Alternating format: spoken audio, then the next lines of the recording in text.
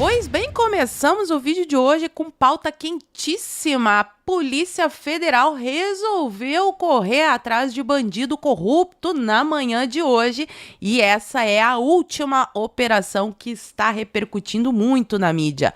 PF faz operação contra desvios do INSS, o famoso roubo dos aposentados, meu amigo. Senador Weverton é alvo e secretário da Previdência é preso. O secretário executivo do Ministério da Previdência, Adroaldo Portal, teve prisão domiciliar decretada e foi afastado do cargo. A Polícia Federal também prendeu Romeu Carvalho Antunes, o filho do careca do INSS. E é interessante esse nome, Weverton, porque agora eu vou trazer mais outras notícias envolvendo este nome, Weverton. Não que uma coisa tenha a ver com a outra, não estou querendo insinuar isso. São só notícias sobre o mesmo personagem pra gente dar uma contextualizada, como por exemplo essa daqui.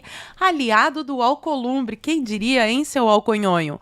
O senador Weverton se reuniu com o careca do INSS em Costelão para tratar de cannabis. Sim, é isso mesmo que vocês estão lendo. Então, o parlamentar do PDT é alvo de busca e apreensão da Polícia Federal, que eu acabei de falar para vocês. Ele admite ter indicado o ex-diretor do Instituto investigado sob suspeita de envolvimento em suposto esquema de desvio de emendas em aposentadorias. E recentemente saiu essa notícia que eu também me lembrei. Não tem nada a ver uma coisa com a outra, mas olha só.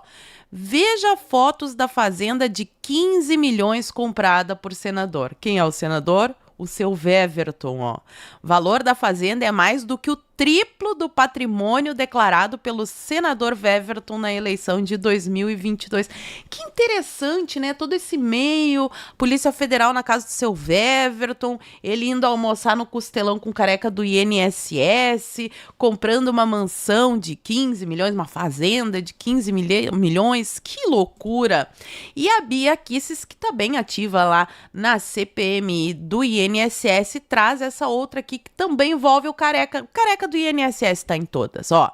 Na última sessão da CPMI do INSS, a esquerda se movimentou para cobertar bandido, se movimentou fortemente para derrubar o requerimento que pedia a lista de passageiros de um voo para Portugal, onde estava quem? O filho do Lula, mas o filho talvez não seja do Lula e o Lula também não sabia de nada, que foi a matéria que a Andresa Matais trouxe no portal Metrópolis, aqui ó, Lulinha foi com o careca do INSS para Portugal, na primeira classe, obviamente, né? Não vai viajar de classe econômica, é o que mostram documentos da PF. O que será que o careca do INSS conversou com o filho do Lula? E o Lula eu tenho certeza que não sabia de nada. De repente o filho nem é dele, o filho deve ser até de um amigo dele. Atualizações sobre Bolsonaro, que passou aí por um novo exame, né? Mas o Xande não se contenta. Polícia Federal vai realizar, a mando do Xande, né, uma perícia médica em Bolsonaro. O procedimento foi determinado por Moraes para decisão sobre cirurgia. Então, continua sob tortura. E ontem foi aprovado lá no Senado o tal do PL da dosimetria. E eu quero trazer alguns detalhes interessantes aqui para a gente analisar juntinhos. Primeiro, o relator, o senador Esperidião Amin, acatou uma emenda, o que eu compreendo e concordo, porque o que estava se falando é que essa progressão de regime que eles estão propondo para que os reféns do 8 de janeiro sejam libertados, ela poderia abranger outros crimes, né? Então ele acatou uma emenda para restringir esse regime de progressão apenas para os tais crimes contra a democracia, o que na prática vai atingir, agora ficou bem restrito, bem claro, aos reféns do 8 de janeiro. Temos Renan Calheiros dando chilique. Fiquem tranquilos, eu não vou botar o vídeo, eu só vou falar aqui eu só vou citar o que ele falou. Então, aspas para Renan Calheiros. Eu não vou participar aqui de farsa nenhuma para possibilitar a votação dessa matéria para que o governo aprecie outra matéria logo mais à tarde. Fecha aspas.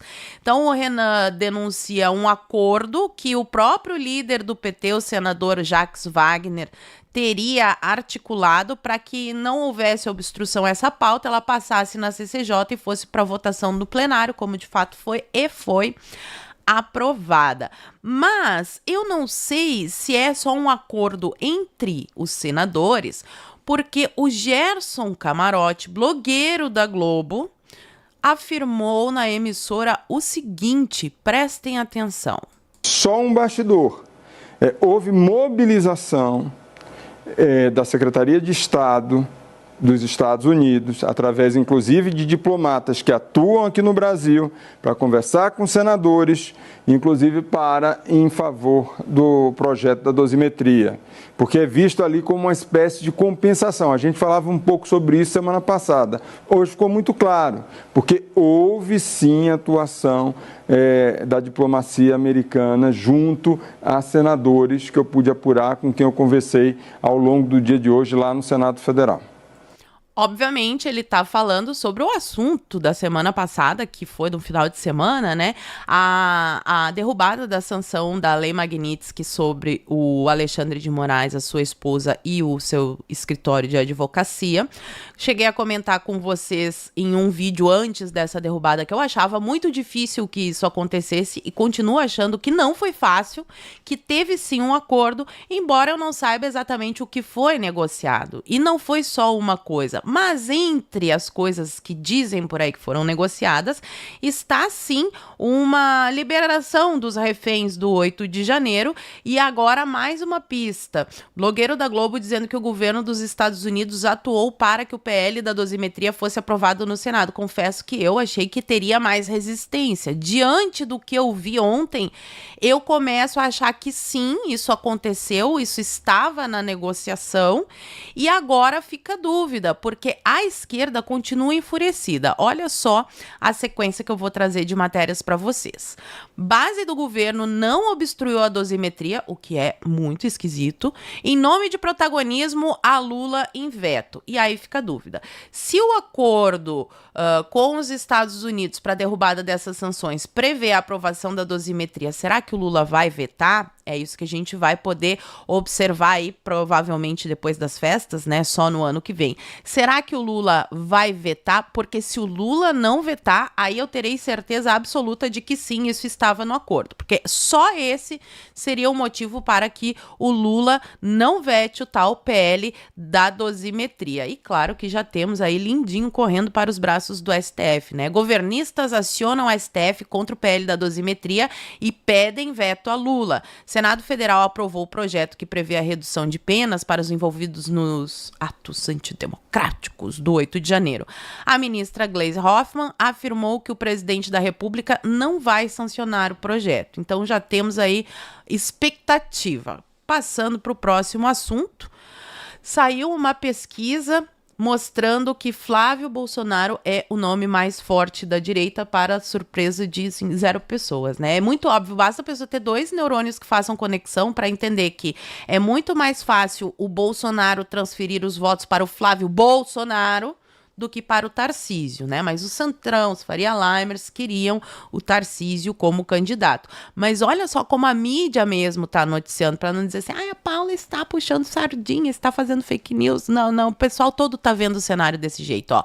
Flávio é mais forte do que o esperado, e aí eles começam com esse negócio, né? Mas lidera a rejeição. Bom, o nome do Bolsonaro também tem rejeição. E o do Tarcísio só não tem mais rejeição porque muita gente nem conhece o Tarcísio, né? Aqui o Camarote na mesma pegada, ó. Pesquisa eleitoral cai como uma bomba para quem preferia que Tarcísio fosse candidato à presidência. E o Flávio tá se movimentando, dando muitas entrevistas, fazendo muitas conversas ali com o pessoal da Faria Lima, com os caciques do Centrão, porque é exatamente isso que ele tem que fazer para viabilizar a sua candidatura. Eu já falei para vocês que eu não sou contra ter vários nomes da direita, inclusive como estratégia de debate isso é muito bom, ter mais de um candidato à direita, porque a esquerda faz isso até para fazer o bate-bola, né? Eu não vejo isso com maus olhos. Mas vamos ver aqui as movimentações de Flávio, que é o que nos interessa, que é o pré-candidato que eu apoio. Flávio Bolsonaro faz bate e volta em São Paulo durante a votação da dosimetria. Ó, ele tá assim, ó, Nota 10, a entrevista, o tom, tudo dele tá surpreendendo o eleitorado. E ele foi a São Paulo se encontrar com empresários e disse que ele é um Bolsonaro moderado. O que eu concordo, sempre falei para vocês, o Flávio da família Bolsonaro, ele é o que tem o perfil ali mais moderado mesmo. O senador afirmou que a candidatura é para valer e que alguns querem causar animosidade na direita. Quem será, né? Filho do ex-presidente atrasou mais de 3 horas para o almoço na casa de quem? Do sobrinho do dono da Riachuelo. E é aqui que eu quero dar um destaque, porque o dono da Riachuelo, ele foi o grande entusiasta da campanha do Pablo Marçal. Desde o primeiro momento, eu já falei para vocês que eu sempre achei o Pablo Marçal um picareta, jamais votaria no Pablo Marçal, mas o apoio dele é importante, sim. E eu acho que essa conversa deu certo, porque logo depois sai essa matéria aqui, dizendo que o Flávio Bolsonaro recebeu o apoio do Marçal em um evento de mentoria, então ali alguns Faria Limers já começam a ter mais entusiasmo pela candidatura, pré-candidatura, por enquanto, de Flávio Bolsonaro. Flávio propõe tesouraço em conversa com o mercado financeiro, e com certeza isso agradou bastante, né? Senador tem feito roadshow desde o início do mês para melhorar a sua imagem junto ao mercado financeiro. Parabéns pela iniciativa. E quem está dando botes com o bumbum é o Malafaia. Malafaia questiona a escolha de Bolsonaro por Flávio. Não vou engolir. Ui, tá nervoso. Pastor Malafaia afirma que o estado emocional de Jair Bolsonaro influenciou na decisão de escolher Flávio como pré-candidatura à presidência. Então, o estado emocional só influencia quando é para indicar o nome do Flávio. Se ele tivesse indicado Tarcísio, o estado emocional dele não influenciaria. Ou será que é porque, como o Bolsonaro foi para a prisão e quem está tendo o contato direto, o Centrão perdeu o poder de ficar fazendo a chantagem que tantas vezes eu denunciei aqui no canal? E agora a gente sabe que o pastor Malafaia estava lá coladinho com os Faria Limers, com a galera do Centrão. Mas assim, seu Malafaia, não adianta, porque ditadura não tem ombro e agora o senhor também está na mira, olha só. O Gonê está preparando prepara denúncia contra o Silas Malafaia ao STF em tentativa de reconstruir ponte com militares. Então o STF está tentando melhorar a sua imagem junto aos militares, provavelmente encomendou para o Gonê essa denúncia, mas olha só por que o Malafaia está sendo denunciado, porque ele subiu no caminhão, na micareta que ele andava promovendo lá na Paulista, que a gente já falou sobre isso diversas vezes, e ele falou o seguinte sobre os militares: cambada de frouxos, cambada de covardes, cambada de omissos. Vocês não honram a farda que vestem. Não é para dar golpe, é para marcar posição. E por causa disso que ele falou, no seu tonzinho moderado, ele será denunciado e estará ali na mira do STF. Porque não adianta, mesmo os moderados, até mesmo a esquerda, cai no chicote da ditadura. Eu sou contra a ditadura, a favor da liberdade de expressão, pro Malafaia falar as besteiras dele, pro Lindinho falar as besteiras dele, mas eu também quero ter a minha liberdade de expressão e vir aqui dizer o que eu penso sobre esses personagens. E o Tarcísio? Tarcísio parece estar meio triste, ó. Após pesquisa, Centrão desmobiliza o plano Tarcísio. Entusiastas da candidatura do governador avaliam que diminuiu a margem de convencimento de Bolsonaro. Só que tá rolando uma divisão. Pelo que eu estou entendendo, sem nenhuma informação exclusiva de bastidor, mas pelo que eu estou lendo do cenário público, o Ciro Nogueira começou a meio que apoiar. Ricardo Nunes já declarou apoio a Bolsonaro. O Tarcísio tá ainda, né, naquele melém, porque tem uma galerinha perto dele dizendo que é para ele manter esse foco na presidência. O Tarcísio de Freitas é aconselhado a se manter no páreo de 2026. Aliados do governador de São Paulo, pausa aqui, quem eu acho que é a galera do Kassab, tá? Até porque o Kassab tem muito interesse que o Tarcísio vá para a presidência, porque ele tá de olho na segunda maior arrecadação do Brasil, que é o governo de São Paulo. Apontam teto de Flávio como impeditivo para a candidatura presidencial do senador, mas há divisão no Palácio dos Bandeirantes. Então, como falei para vocês, a coisa está dividida. Sobre a eleição de 2026, mas agora no Senado, o que eu considero uma boa notícia, porque eu gosto demais do deputado Gil Diniz. A Folha noticia, porque ele foi para os Estados Unidos, né? O Gil Diniz foi visitar o Eduardo Bolsonaro nos Estados Unidos, e a Folha noticiou que o Eduardo Bolsonaro pediu para que Gil Diniz dispute o Senado por São Paulo em 2026. E aqui o Gil Diniz posta a matéria e diz: a vaga ao Senado é de Eduardo Bolsonaro. Ele e o presidente Bolsonaro decidirão quem será o candidato, caso o Eduardo não possa disputar por conta do estado de exceção que vivemos. Da minha parte, cabe respeitar sua escolha e apoiar de todas as maneiras o nome escolhido por eles ao Senado por São Paulo. Meu palpite, quem é a chapa da direita para concorrer ao Senado?